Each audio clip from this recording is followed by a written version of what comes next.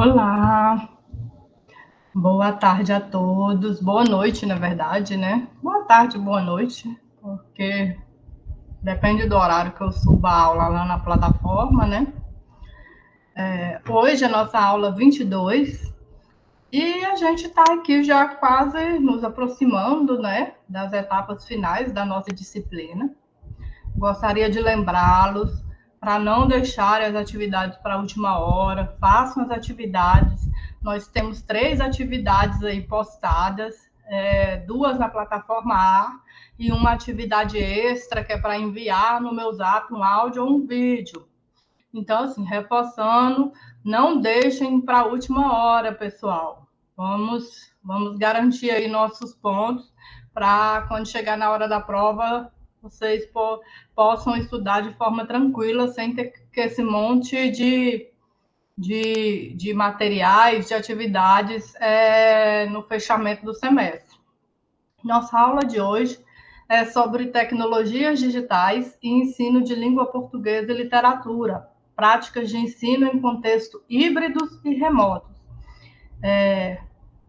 Vocês entendem bastante, né, dessa questão, porque vocês fazem um curso de graduação e licenciatura de forma híbrida, né? Uma parte presencial e uma parte remota. Então, assim, hoje a gente vai trabalhar essa questão. O ensino remoto e o ensino híbrido existe há muito tempo, porém, na pandemia, a gente teve um boom desse tipo de ensino, em virtude do confinamento, do isolamento. As aulas nas escolas ficaram um tempo paralisadas, depois retornaram de forma híbrida.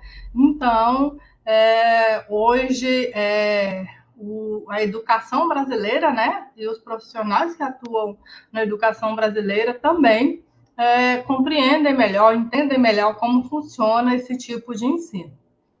E antes da gente iniciar, né, vamos ver aqui o que o nosso documento maior, o que o nosso documento norteador da educação brasileira fala sobre tecnologias digitais em sala de aula, ensino remoto, ensino híbrido.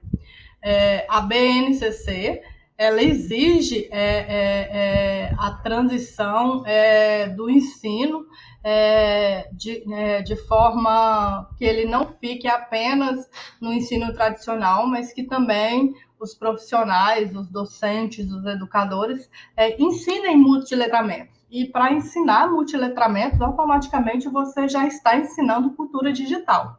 Aliás, a gente não ensina cultura digital, né? O pessoal hoje em dia nasce nesse universo da cultura digital. O que a gente faz é pegar essas ferramentas e utilizá-las no ambiente escolar.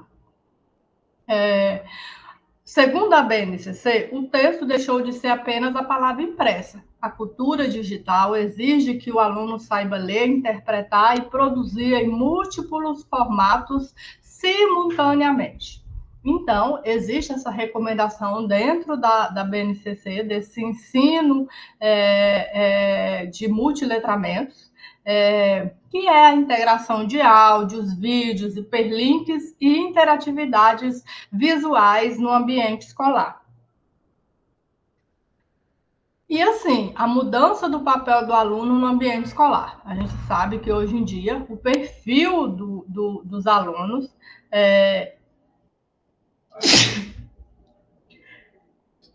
difere de antigamente, né? Porque hoje em dia a criança ela já nasce nesse universo digital de tecnologias, de redes sociais. Então não tem como a gente também não abordar isso na sala de aula, né? Porque assim, uma coisa é a pessoa nascer nessa cultura digital e quando chega na sala de aula, você fala, olha, aqui não funciona, guarde tudo, vamos, não se usa isso. Parece um retrocesso, né? O ensino remoto e moderno exige que o aluno seja o centro da interface de aprendizagem. Ou seja, hoje em dia, Não existe mais aquela questão de recepção passiva, do aluno só ouvir, copiar e reproduzir. Hoje, o ensino ele é focado de forma geral, não só de língua portuguesa, mas de todas as disciplinas, biologia, história, geografia, matemática, química, física, ele é focado em metodologias ativas, né? Então, assim, investigar, colaborar e produzir no ambiente escolar. A cultura digital e a BNCC. A BNCC integra os multiletramentos como experiência essencial para a formação cidadã do século XXI. Os novos gêneros textuais, memes, fanfics, podcasts e vlogs são reconhecidos como expressões culturais legítimas que ampliam a prática de leitura e escrita. Essas linguagens digitais desenvolvem o letramento crítico e a participação ativa dos estudantes na cultura contemporânea. E aqui vou trazer mais um afunilamento, né, de como o ensino híbrido é na língua portuguesa. Falei de forma geral até agora, de forma geral, sobre como a BNCC prega, né, o uso dessa cultura digital no ambiente escolar. E agora eu vou especificar sobre esse hibridismo digital no ensino de língua portuguesa. A verdadeira integração ocorre quando o ambiente físico e digital deixam de competir e passam a se complementar. E aqui é o X da questão, né, pessoal? Como balancear o uso dessas tecnologias dentro de um ambiente educacional, dentro de um ambiente físico, que a gente sabe que o excesso de tecnologia também exerce um efeito viciante, um efeito que acaba tirando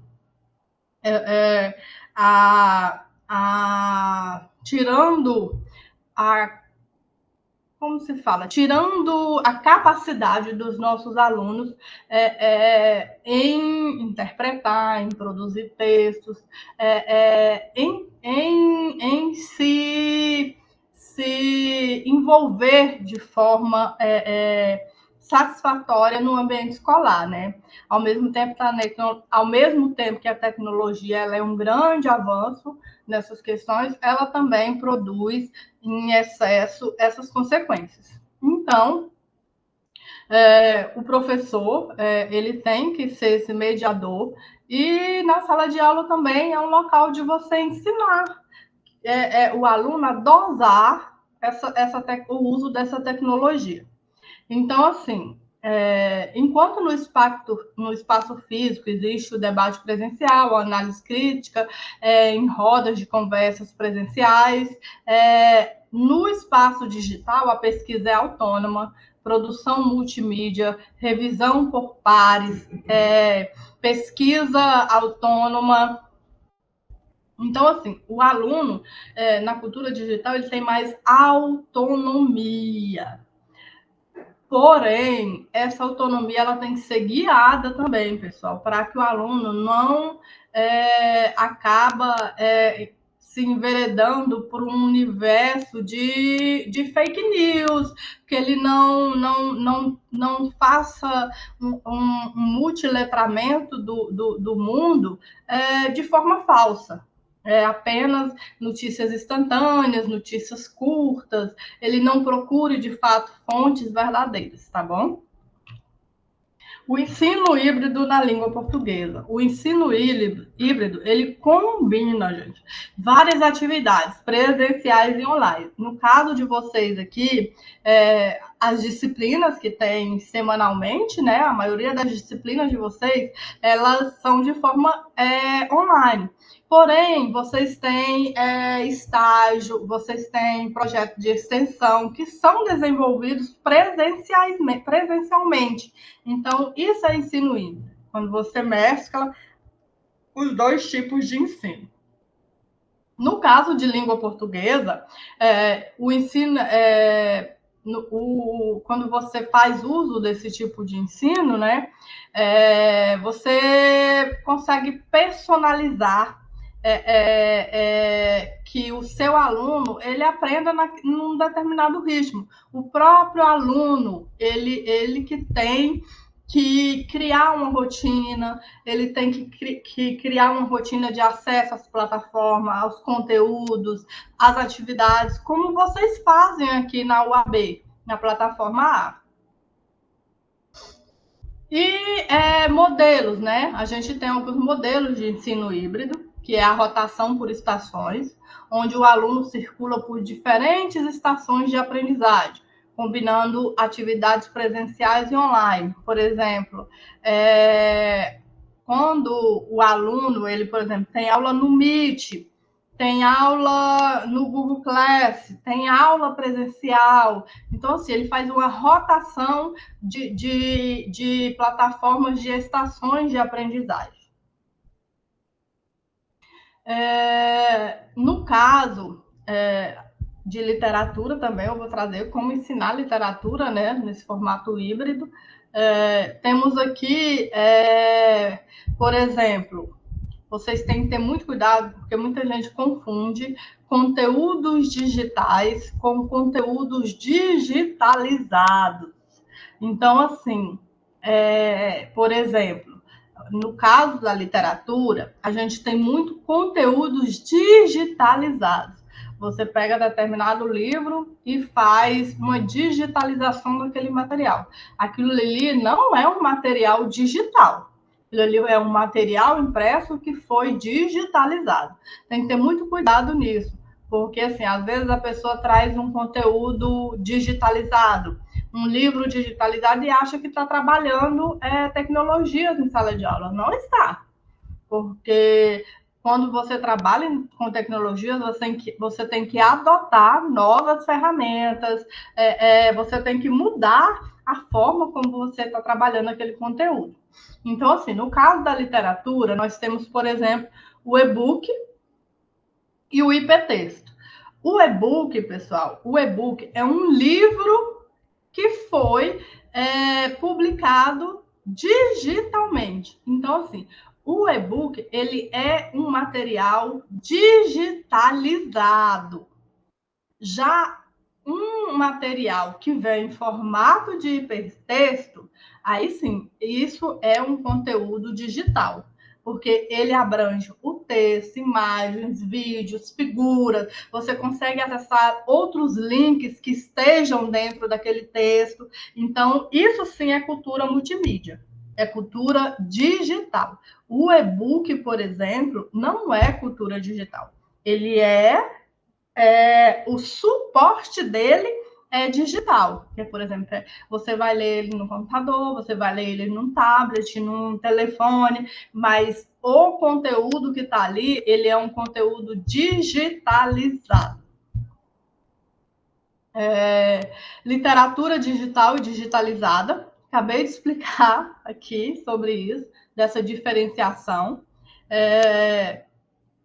Por exemplo, você pode pegar um e-book, um livro digitalizado, e transformar ele num material digital, de cultura digital. Transformando aquele material, por exemplo, num material de gamificação, produzindo um podcast, gravando uma peça. Aí sim você está transformando o digital na cultura digital. E aqui tem, né, algumas experiências. Por exemplo, literatura digitalizada, arquivos estáticos, PDFs, scan, literatura digital, código, hipertexto, multimídia, interatividade. No caso da digitalizada, não existe. No caso da digital, sim, muita interatividade. E o papel do leitor nas duas? Na primeira, digitalizada, ele é um espectador passivo, enquanto na segunda, ele é co-criador da rota de leitura, porque ele que vai clicando, ele que vai se aprofundando nesses hiperlinks, nessas figuras, nesses vídeos. E aí aqui, como trabalhar metodologias ativas no ensino remoto. a gente existe dois tipos de ferramentas. As ferramentas síncronas, que são videoconferências em tempos reais. Por exemplo, as nossas aulas ao vivo pelo Meet, são aulas síncronas. As nossas conversas no WhatsApp, estão tudo dentro dessa ferramenta síncrona. E ferramentas assíncronas são fóruns de discussões, para reflexões, são os materiais que eu posto na plataforma A.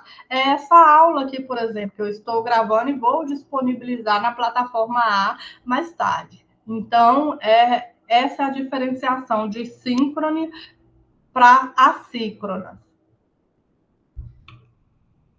E assim, hoje em dia, a sala de aula, ela tem que, de certa forma, trabalhar esse ecossistema da cultura digital, porque é impossível os nossos alunos ficarem à parte dessas tecnologias. Então, aqui eu trago uma síntese do que é, por exemplo, o que é cultura digital. Análise de um meme atual sobre um evento histórico. Isso é cultura digital. Você pegar uma questão histórica e transformar aquilo num meme. Você pode pegar, por exemplo, agora me falha a memória, não consegui lembrar de algum meme que faça referência a isso, mas o brasileiro, ele vamos dizer assim, o pai dos memes, né, criativos da internet, é um dos países que mais produz memes. A gente tem costume de brincar com tudo, né? E aí não é diferente também sobre questões históricas, que você pode trazer isso para a sala de aula. Por exemplo, no ensino híbrido, você pode fazer dinâmica de rotação e promover debates sobre ironia, sintaxe e contexto daquele meme. Você pode trabalhar na cultura digital o meme, e dentro do ensino híbrido você consegue trabalhar o meme nessa rotação de estações. E, por exemplo, como o professor seleciona materiais para trabalhar com isso, né? Pode fazer uso de textos bases retirados de um banco de recursos educacionais abertos, ou de internet mesmo, mas tenha muito cuidado, pessoal, quando for puxar materiais de internet. Veja a veracidade desse material, veja o que esse material está trazendo de conteúdo, é verdade, é correto, sempre tem esse cuidado. Quando a gente se trabalha com coisas digital, cultura digital, a gente tem que ter muito cuidado para checar as fontes. E aqui tem as nossas referências. Eu gosto muito dessa obra aqui, da Vani Moreira, que ela fala de tecnologias em ensino presencial e à distância. Ela traz um apanhado das várias tecnologias que você consegue abordar numa aula presencial, numa aula dentro de um ambiente escolar, e também as tecnologias que você consegue adotar trabalhando no ensino à distância. A gente tem que estar atento a isso, né? A essas questões, porque assim como a pandemia pegou todo mundo de surpresa e todo professor teve que aprender, gente, a mexer com tecnologias, aprender a mexer com Meet, com Google Class, que muitos não tinham contato ainda com esse tipo de tecnologia e tiveram que aprender às pressas para poder dar aulas online. Então, assim, a gente sempre tem que estar atento a essas tecnologias que vão surgindo. Agora mesmo a gente tem a plataforma A, que é uma mega estação de aprendizagem, que abriga várias universidades. E, assim, cada dia eles vão se aperfeiçoando mais. Eu me lembro, por exemplo, que na pandemia eu usei muito o Google Classroom. E eu tive muita dificuldade para compreender ele, porque eu achava ela uma tecnologia muito, muito básica. Aí veio o Meet, veio o Educa, veio outras plataformas AVAs, né? A AVA, que para mim eu consigo me identificar melhor com essas plataformas. Por exemplo, com o Ava, com o Educa, com a plataforma A, do que com o Google Classroom. Porque eu não sei, não gostava não gosto até hoje de como eles utilizam aquela plataforma. Então, assim, a gente tem sempre que ficar atento a essas questões de tecnologia, porque elas estão em constante evolução e a gente nunca sabe o futuro, né? Vai que vocês precisam uma hora dar aulas online, remotas, e aí vocês têm que estar sempre preparados para isso. Então é isso, pessoal. Nossa aula hoje é bem curtinha, é somente para explorar um pouco, né, dessas tecnologias digitais que a gente pode adotar, tanto em aulas presenciais como em aulas AD remotas, para que o nosso aluno não sejam prejudicados, né? E tenham uma aprendizagem que consiga, de fato, formar o seu perfil de cidadão, tá bom? Então é isso. Até nossa próxima aula. Eu creio que acho que nós temos agora só mais 2 aulas, né? Aí é a revisão de A2. Lembrando vocês novamente para fazer as atividades. Nós teremos ainda mais 2 atividades que valerá ponto, porque serão 4 pontos de atividades mais um ponto extra. 5 pontos de atividades. E a prova vai valer 6, pessoal. Então, aí, muitas chances para não reprovarem, para não ficarem de exame final, tá bom? Até a nossa próxima aula.